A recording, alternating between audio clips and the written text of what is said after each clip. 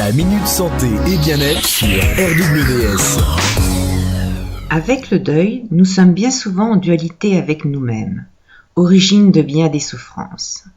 Le stress se manifeste plus souvent lorsque l'on se sent divisé à l'intérieur de nous-mêmes entre un désir ou un besoin et une peur. Cette situation engendre des croyances négatives importantes.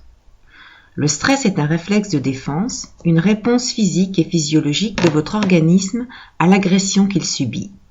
Cette réponse est stéréotypée, car elle emprunte toujours les mêmes circuits, déclenche les mêmes mécanismes au niveau du cerveau, entraîne les mêmes modifications biologiques, symptomatiques et organiques.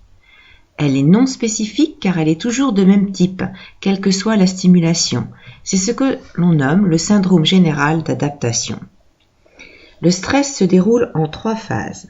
La phase d'alarme qui sollicite votre système nerveux sympathique, des réactions émotionnelles et neurovégétatives et motrices apparaissent. Anxiété, inquiétude, accélération du rythme cardiaque, sensation d'oppression, élévation de la tension artérielle, tétanisation, contraction musculaire, tremblement.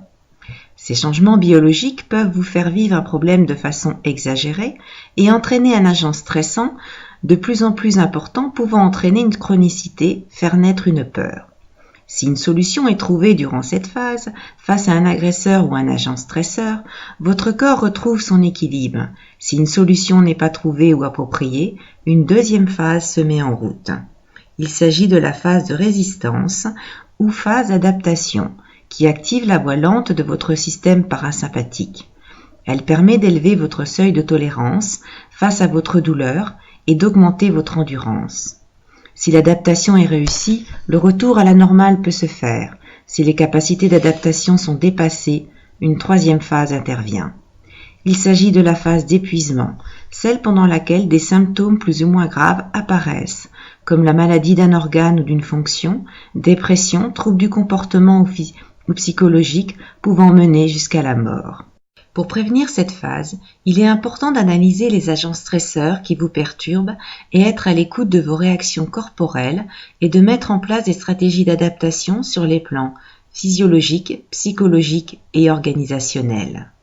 Cet état d'alerte épuise votre système immunitaire et produit divers symptômes au niveau physique, fatigue, perte de concentration, contracture, perte de l'appétit, etc. Au niveau psychologique, sentiment de résignation, perte de confiance en soi, perte de sens. Au niveau émotionnel, sentiment de malaise, de mal-être, d'inconfort. Au niveau intellectuel, difficulté de concentration, trouble de la mémoire. Il devient alors important pour vous d'en avoir conscience au moment d'un deuil, d'en faire une analyse et de prendre du recul par rapport à votre comportement, le déni, la colère, la tristesse et aux événements qui en découlent. Cette thématique vous a été proposée par Virginie Lefranc, thérapeute. Ce sujet est disponible sur le site http://stresspsychothérapie.fr. Pour plus d'informations, contactez le 09 53 37 73 27.